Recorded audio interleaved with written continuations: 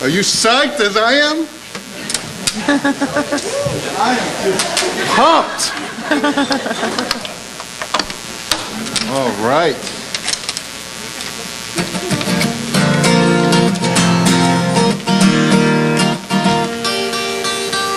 Hold on.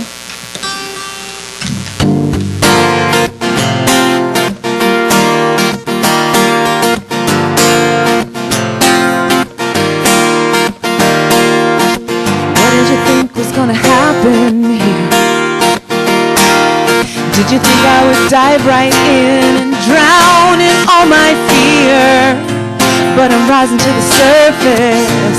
I feel I have purpose to be love's volunteer. Yeah, you got the best of me. I'm feeling so strong, awake to my spirit, singing a brand new song for you. Now you got the best of me. I'm feeling alive, and if you think you know me, you may be surprised at what you see. 'Cause I learned to be the real me. I'm finally the real me.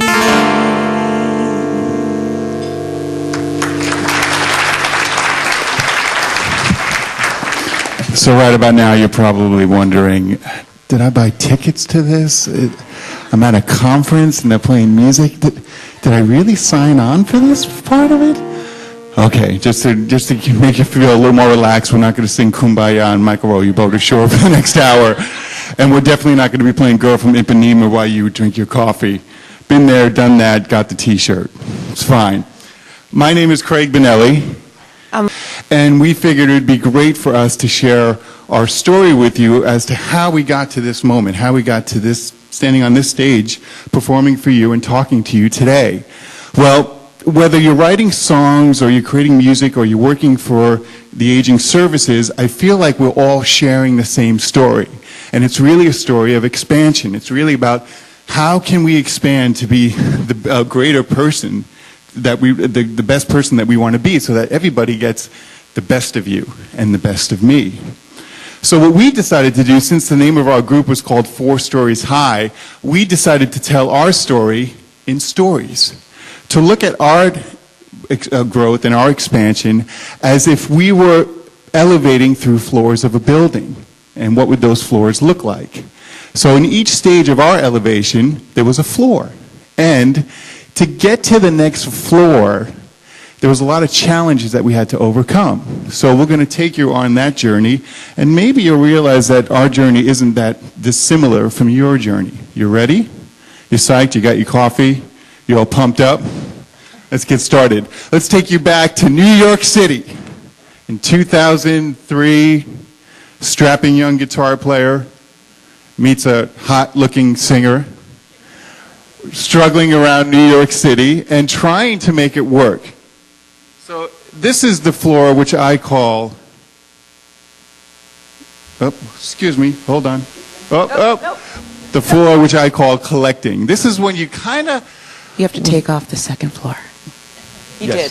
He did. Done. Okay. So this is the floor where you're kind of looking at your life and you're saying, is this it? Is this what it's going to be like? Is this what I'm going for? You're kind of just gathering information. For instance. So I was a singer-songwriter in New York, and I was playing clubs, and I also was doing some professional vocal work, and I got the gig of a lifetime. A friend of mine was hired to gather a bunch of us New York City singers to sing backup for Enya on the David Letterman show. I mean, this was some gig.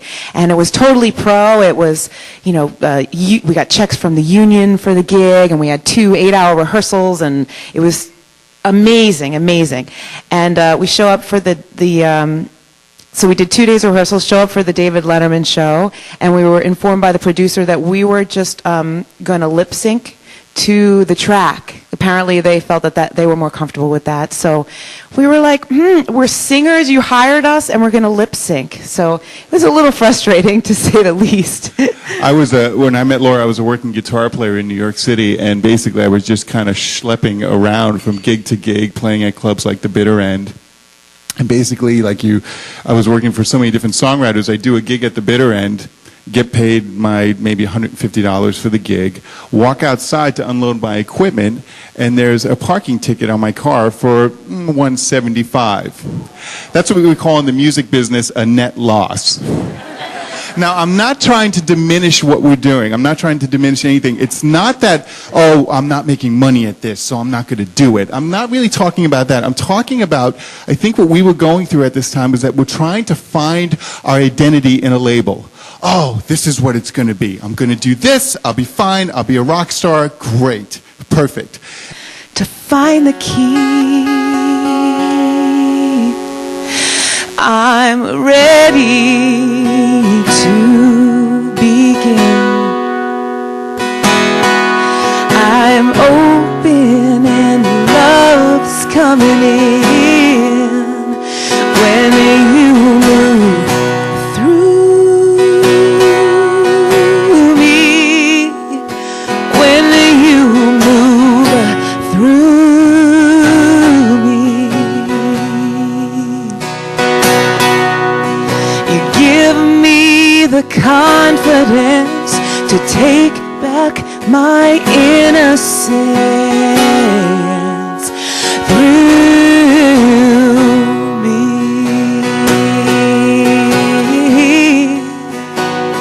Through me. Yeah.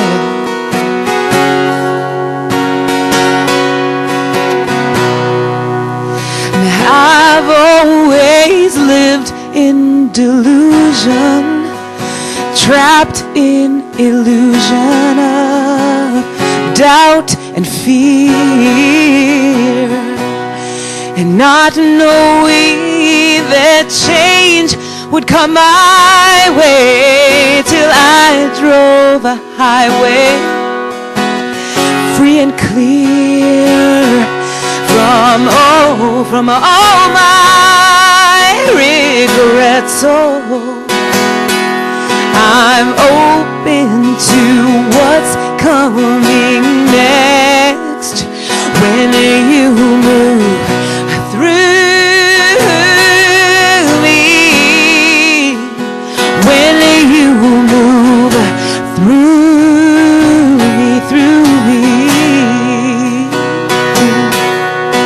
You give me the confidence to take back my innocence through me. When you move through me, through me, through me.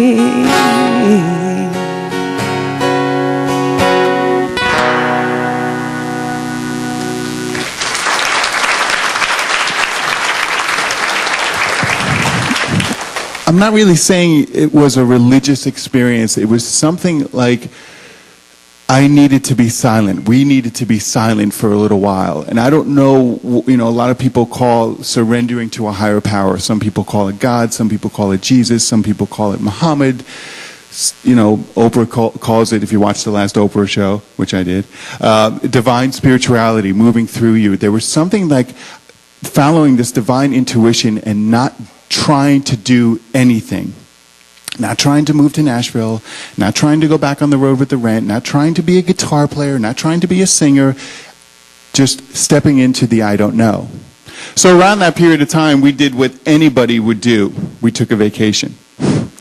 We wound up going to Cape Cod in Massachusetts.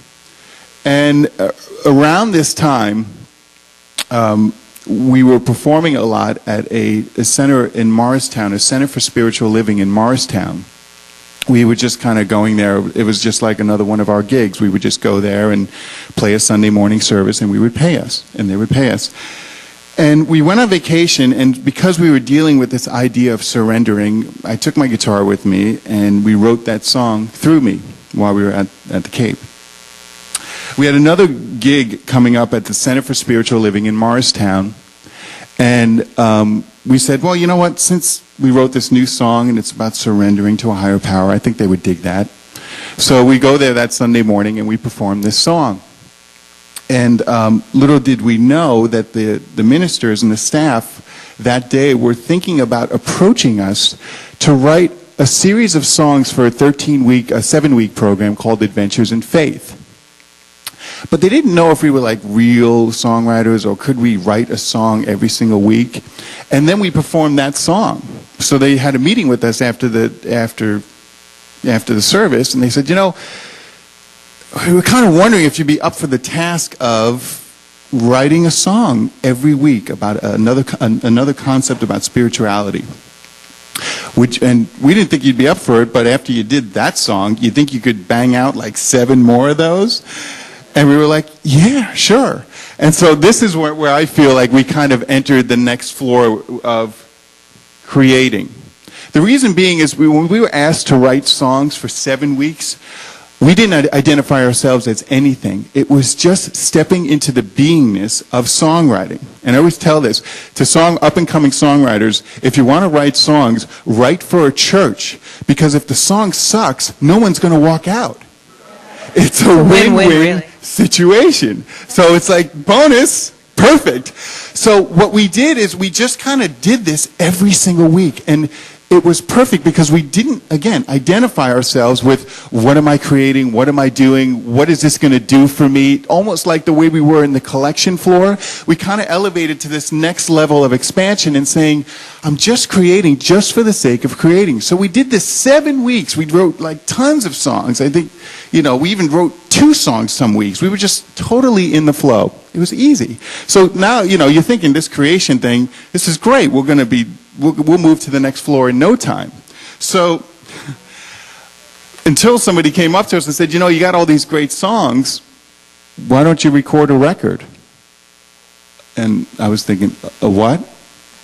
A record. And, for me, a record was these black things that you went and bought in a music store, and you put them on this turntable, and you put a needle on it, right? And this magic stuff came out, like Billy Joel's The Stranger and the Beatles. You want me to make one of those? Yeah, good luck. It was like, these records were performed in these mysterious places called recording studios. So the idea that we were going to take this music and make it permanent and put it on a CD. What? We were totally stuck because all of a sudden the process that we went through to write the songs was totally different because once we got into the idea of creating a record and thinking about what are people going to think about this, what's it going to look like, what's it going to sound like. I wound up like buying software, and our apartment had like guitar cables. I had an amplifier in the bathroom, just ridiculous stuff. Like because I had no idea how to record a record.